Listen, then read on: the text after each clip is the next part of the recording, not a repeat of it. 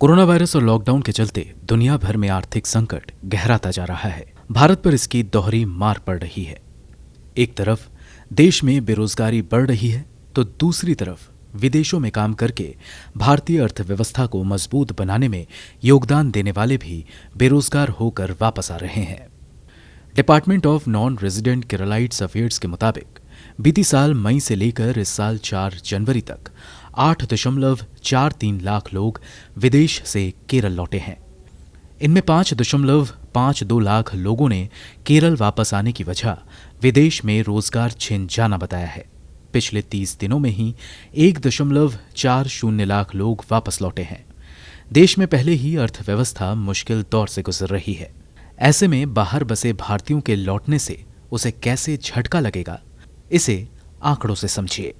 लोकसभा में जारी आंकड़ों से पता चलता है कि रोजगार और घर परिवार चलाने के लिए 1.36 करोड़ भारतीय विदेशों में बस गए हैं।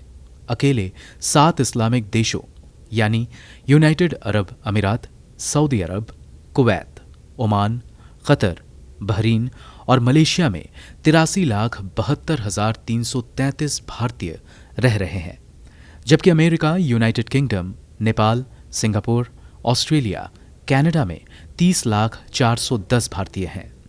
साल 2019 में इन भारतीयों ने $83 बिलियन भारत भेजकर देश की अर्थव्यवस्था मजबूत की थी। आरबीआई के 217 के सर्वे से पता चलता है कि सबसे ज्यादा 26.9% रकम यूनाइटेड अरब अमीरात से आती है।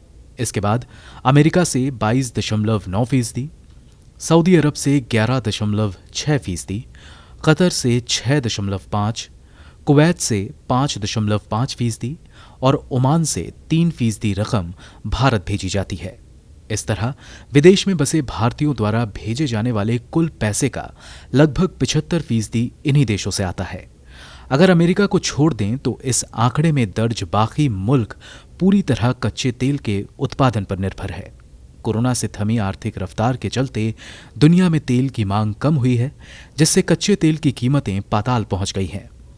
जाहिर है दौर आर्थिक मंदी का है तो विदेशी कामगारों की संख्या घटाने पर जोर दिया जा रहा है। मसलन अमीर देश कुवैत अपने यहां काम करने वाले प्रवासी कामगारों की तादाद 50% तक घटाने का प्रयास कर रहा है। 48 लाख की आबादी वाले कुवैत में करीब 34 लाख लोग प्रवासी कामगार हैं और इसमें 15 लाख भारतीय हैं। पिछले महीने ही कुवैती सरकार ने फैसला किया था कि शिक्षा मंत्रालय में काम करने वाले प्रवासी कर्मचारियों को नौकरी से निकालकर उनकी जगह कुवैती नागरिकों को काम पर रखा जाएगा। कुवैत 60 साल से ज्यादा उम्र के 68,000 विदेशी कर्मचारियों के लिए वर्क परमिट जनवरी 2021 में रिन्यू करने से पहले ही मना कर चुका है। इसकी गाज जिन पर गिरी है उनमें काफी संख्या में भारतीय हैं।